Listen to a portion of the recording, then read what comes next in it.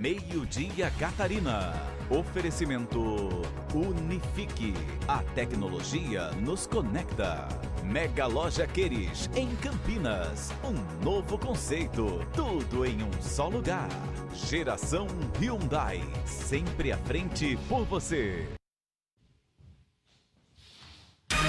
Olá, boa tarde. A Justiça aceita o pedido da defesa e os advogados Douglas Borba, Leandro Barros e César Augustus Tomás Braga foram transferidos do presídio de Florianópolis para o Centro de Ensino da Polícia Militar em Florianópolis. Santa Catarina passa dos 13.300 casos confirmados de Covid-19. Trabalhadores da CONCAP entram em greve e os serviços de coleta de resíduos em Florianópolis está suspenso por tempo indeterminado. Esses são alguns destaques do Meio-dia Catarina desta segunda-feira. Bem-vindos.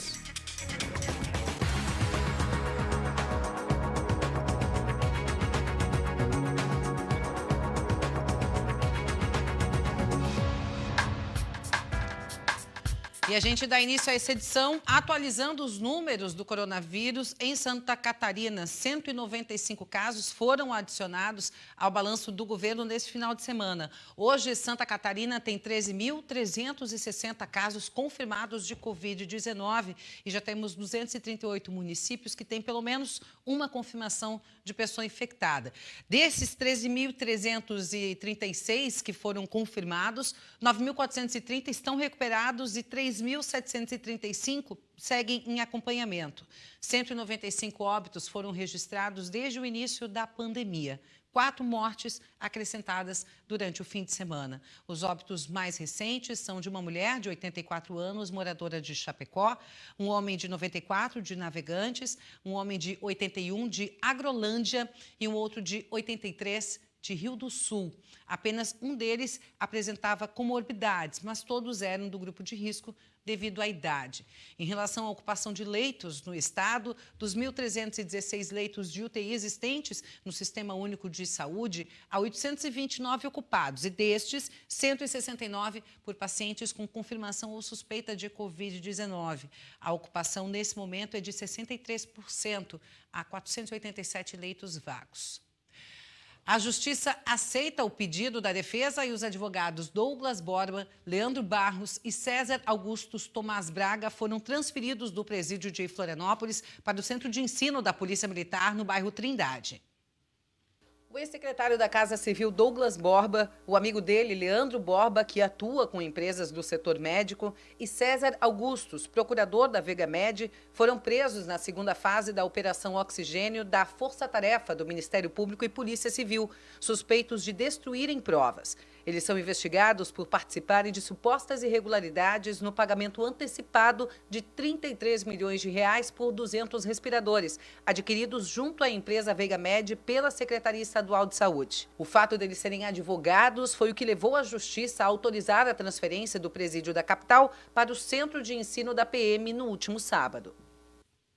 O médico e empresário Fábio Guasti, que intermediou a venda dos respiradores ao governo do estado, é o único detido pela operação que prossegue no presídio da capital. O outro preso da operação, Davi Perini Vermelho, presidente da Câmara de Vereadores de São João do Meriti, no estado do Rio, apontado como um dos donos da Vega Med, está em um quartel dos bombeiros, no Rio de Janeiro.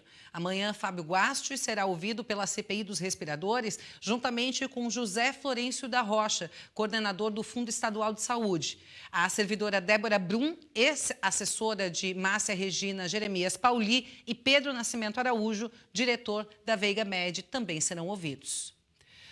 Um relatório do Tribunal de Contas de Santa Catarina, divulgado na sexta-feira, identificou 4.753 servidores públicos do estado que receberam o auxílio emergencial de R$ 600 pago pelo governo federal.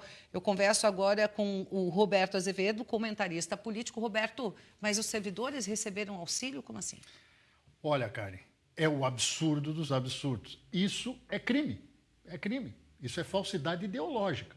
Quem fez tem que pagar. Agora, não se esqueçam, e aí a gente não pode fazer pré-julgamento desse número que ultrapassa os 4.000 servidores, porque teve muita gente surpreendida na hora de preencher o tal do cadastro lá na Caixa Econômica.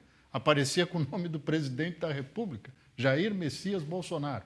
Então, se há uma falha desse tamanho, há de se apurar também até que pontos CPFs de servidores públicos, muitos deles em redes, usados em redes públicas. Você pode fazer uma consulta hoje ao Diário Oficial e aparece lá o CPF de alguns servidores.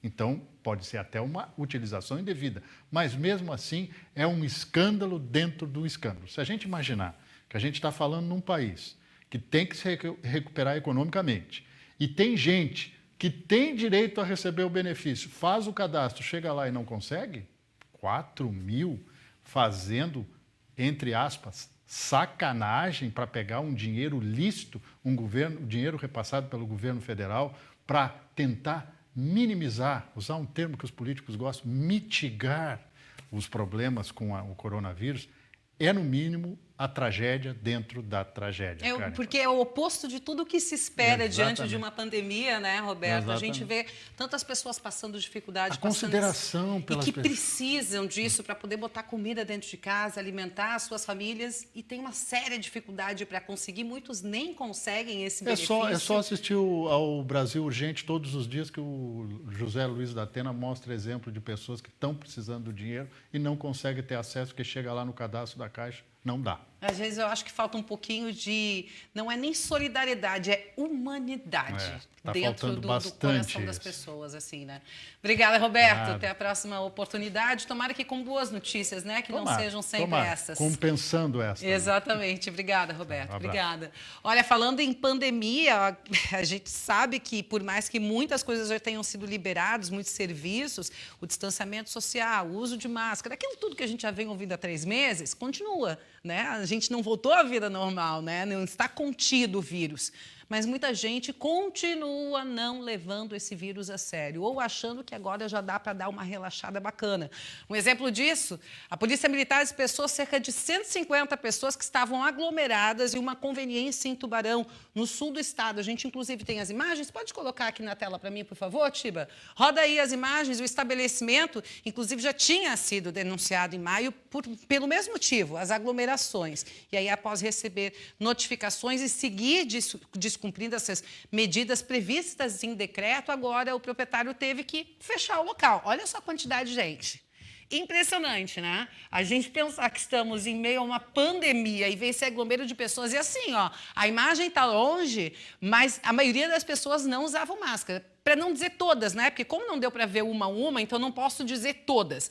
Mas pelo que se percebe, não tinha ninguém usando máscara. Se tinha, realmente era um ou outro ali perdido que estava usando máscara, apesar de estar ali no meio do aglomero. O que usar máscara e estar no meio de aglomero de pessoas também não adianta muita coisa, né? O negócio é não se aglomerar, tem que usar máscara, mas não é 100% de certeza que o fato de você estar de máscara, você está seguro, até porque a máscara protege mais os outros do que a você mesmo. Olha, nesta segunda-feira, os ônibus voltaram a circular em Blumenau após quase 3 meses parados por causa da pandemia da Covid-19.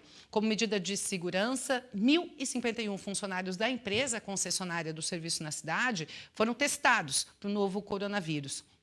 A testagem era obrigatória para poder não colocar esses profissionais em risco, os profissionais do transporte coletivo e, claro, automaticamente os passageiros também. Para retomar o serviço, medidas sanitárias foram determinadas pela Prefeitura de Blumenau e, entre elas, apenas 50% da frota irá rodar inicialmente e a capacidade de passageiros dentro desses veículos é limitada em 60%. Também é exigido o uso de máscara nos terminais e dentro dos ônibus, que precisam ser mantidos sempre com as janelas abertas. Vou fazer uma pausa rapidinha aqui no Meio Dia Catarina e eu volto em instantes. Até já.